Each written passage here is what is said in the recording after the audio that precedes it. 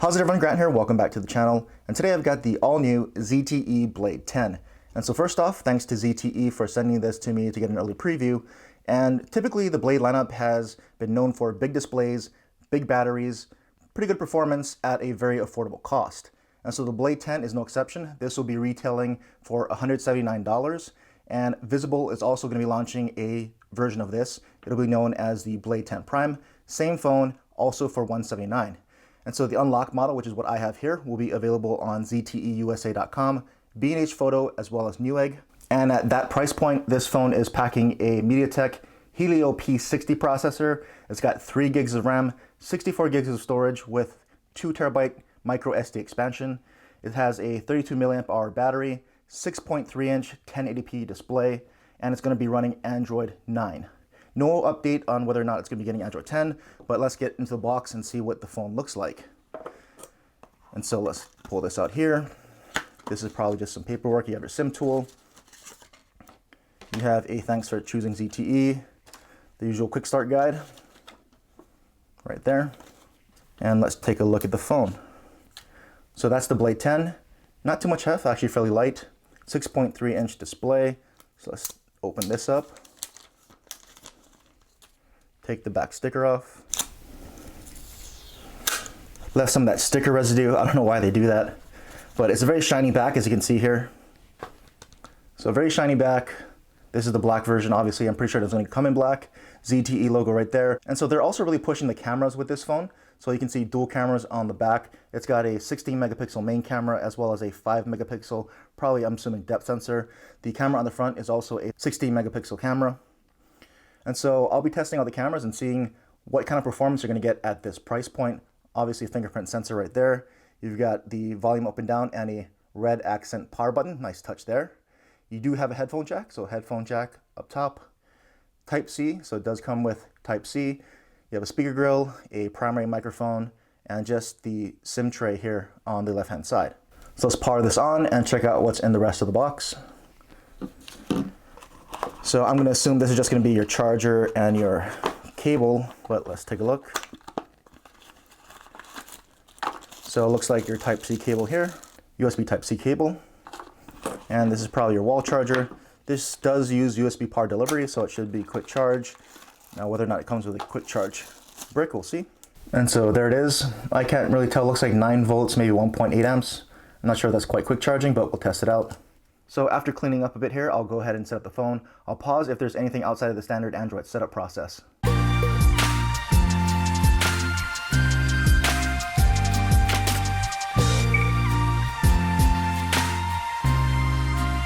Okay, so let's go ahead and set up the fingerprint sensor and let's see how long this takes.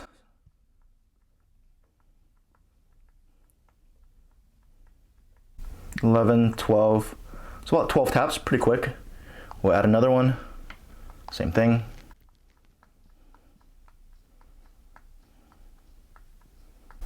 And 12 taps. So fairly painless fingerprint sensor setup. All right, so let's go ahead and test out the fingerprint sensor here. So tap, it's on. So again, not the fastest, but definitely pretty good here. So very accurate and more than speedy enough on the fingerprint sensor. All right, so let's check out the rest of the phone. It looks like a pretty stock home screen. ZTE's been going towards more of a stock Android kind of look and feel. And you can see the buttons at the bottom will swipe up. Check out what's pre-installed here on the unlocked model. So already spot Facebook here. You do have an FM radio, which is pretty nice. And just a bunch of the Google apps. You got their Office suite as well, Solitaire, Pop Slot, so a couple games come pre-installed. Yahoo for some reason is pre-installed, which is odd. So there is some bloatware. Not a whole lot, mostly stock as you can see here. And if we look up top, stock, pretty much settings. Go into the settings, we can check out what it's running here. And so it is running Android 9 Pie, like I said before. Not sure if it's going to get Android 10. And it is running the September 5th security patch. So let's go ahead and see if there's an update waiting.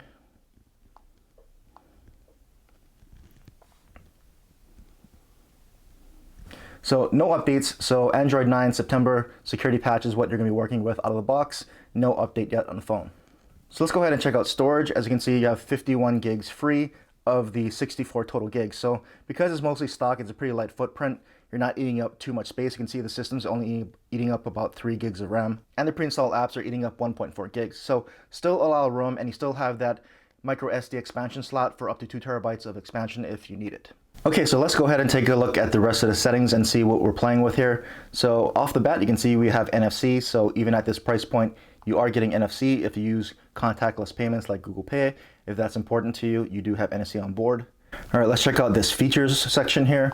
Navigation keys, you can switch up how you navigate. So if you want to use the swipe with the back button or full gestures, let's see if we can move around the buttons, and you can even move around the buttons, swap the back as well as the multitasking if you want to use the buttons there.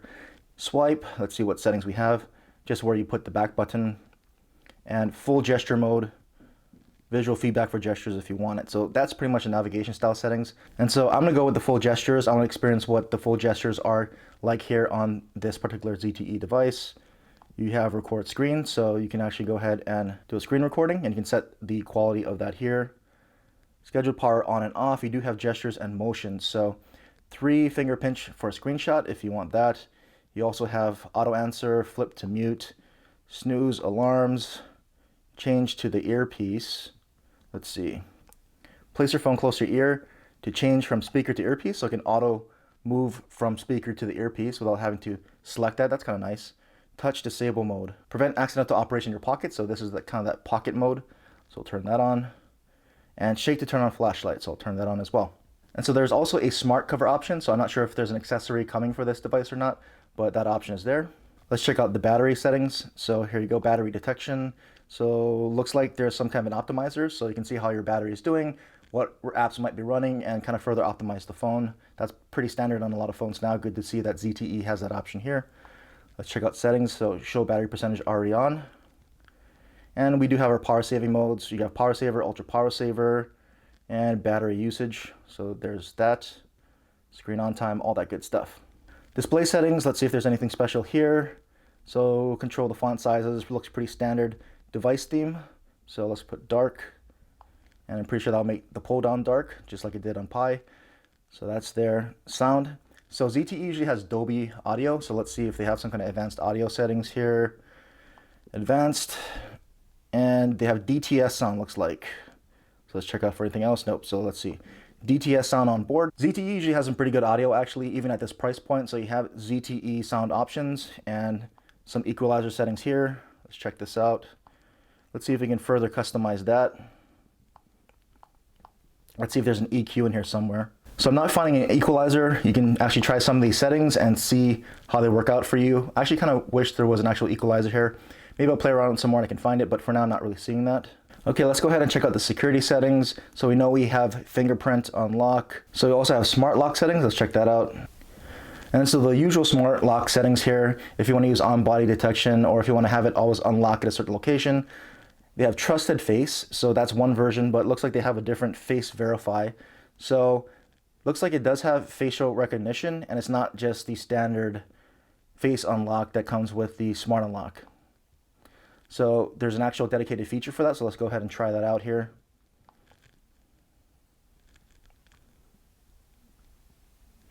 And it scans my face, and just like that. So let's go ahead and try this out. See if I can do this from behind the camera. And there you go, unlocks. Try that again.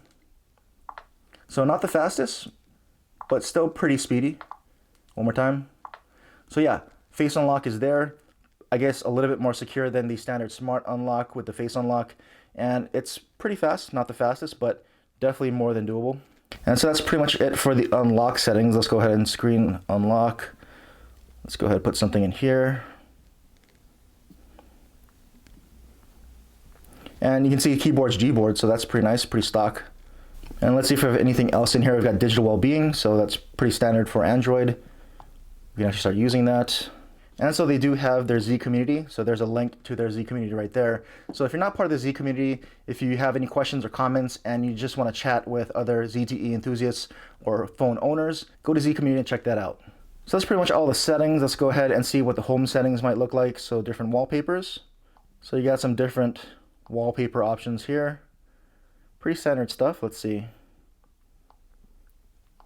And I think I'll leave it on this one for now. Let's set that. So let's take a look at the stock launcher settings here real quick. So I'll turn off add icon to home screen. You can control your app badges if you want that on or off. Home screen, transition effects are there. And what else do we have? Icon layout. So let's go 6x5, the max setting. Fit more on your screen like that. And what else? Themes. So you have a few different themes. Let's see here, classic. You can see that. I think I'll just go back to what it was. So themes, let's go back to that one. And since this is pretty much stock Android, swipe to the left and there is your Google app. Okay, let's go ahead and check out the display as well as the bottom firing speaker. Let's pick a video here. Let's play. Make sure it's at full resolution, 1080p 60.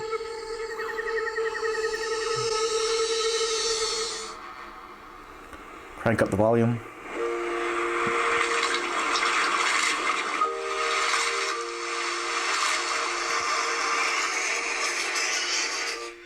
And cover that up. Single down firing speaker there. Still hear it pretty well though, even after you cover it up.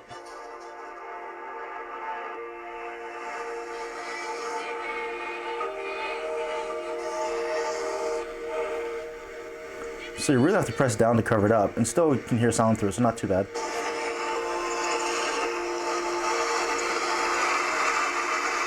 But this display looks pretty good. You can see the viewing angles here. Still looks pretty good. In person, this is looking pretty darn good for a 1080p display. And this is only about half brightness or so, 3/4 brightness.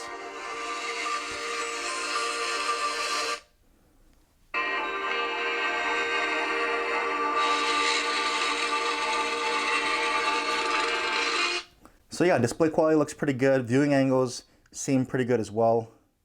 So about anywhere between 50%. I mean, this is under some really bright lights, so I got to put up the brightness a little bit, but just playing around with this under normal lighting here, about 50% or so is bright enough, so I think you should still be able to see this outside, but display quality, single firing speaker quality, not too bad here. Okay, and so since they're trying to highlight the cameras, let's go ahead and check out the camera app. So there is the stock camera app. You've got video, standard photo, portrait mode. Let's see more. So additional settings here, you got manual mode. So you can control all your camera settings for photos.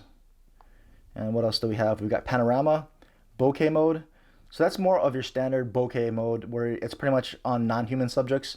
So I think portrait mode is better suited for people, and bouquet mode is just if you want to blur the background on pretty much any object. You can try that option there. You have a mono mode, so if you want to just take black and white photos. Looks like they have their color pop feature here. So if I took a photo, let's see if this will actually work.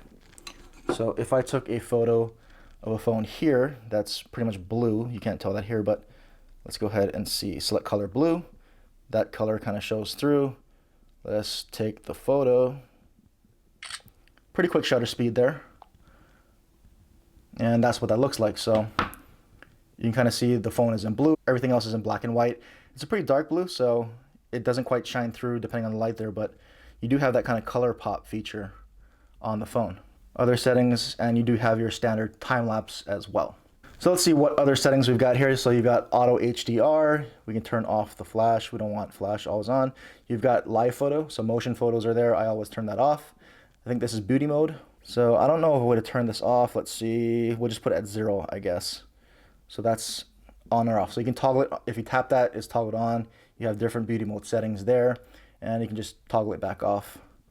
And this is going to be your filters. So you do have other filters built in if you want to use that. Okay, go into the settings now. So resolution, 16 megapixel max resolution there, 12 megapixel 1:1, 19 by 9. So we'll leave it on that standard 4:3, 16 megapixels. Composition, we'll put the composition grid. I like that.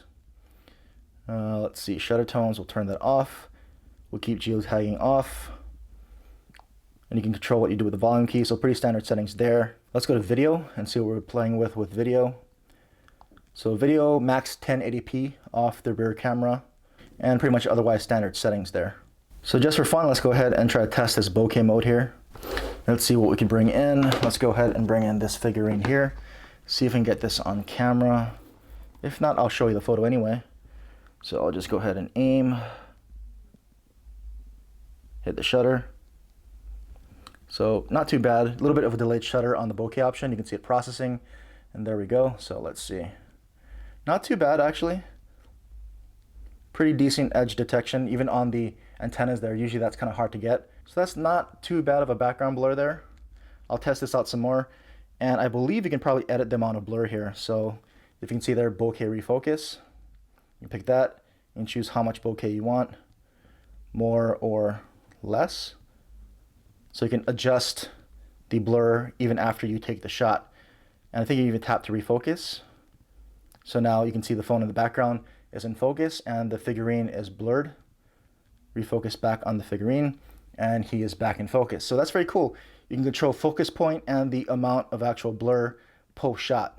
So before I wrap this up, let's compare this to other ZTE Blade phones. So my first Blade was the Z Max Pro. You can see how big that was there. It had this nice soft touch back here compared to this shiny plastic material on the new Blade 10.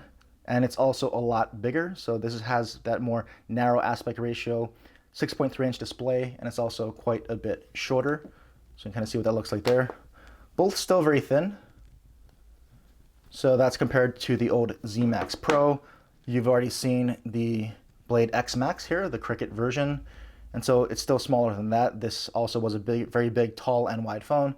So that's how it compares to both shiny plastic backs. And then you can see the thickness there. So that is the Blade X Max. And then there was the Blade Z Max, still a very big phone. Had this more matte, grippy back to it, which I actually liked. No fingerprints, lots of grip. Same ZTE branding, but also much wider, much taller. And there you can kind of see the thickness there as well. So there you go. That is the brand new ZTE Blade 10. Again, retailing for $179. Coming in a little bit under the $200 price point, where you're competing with phones like the Bold N1, which might be back up to $250 again, but it came out at $200.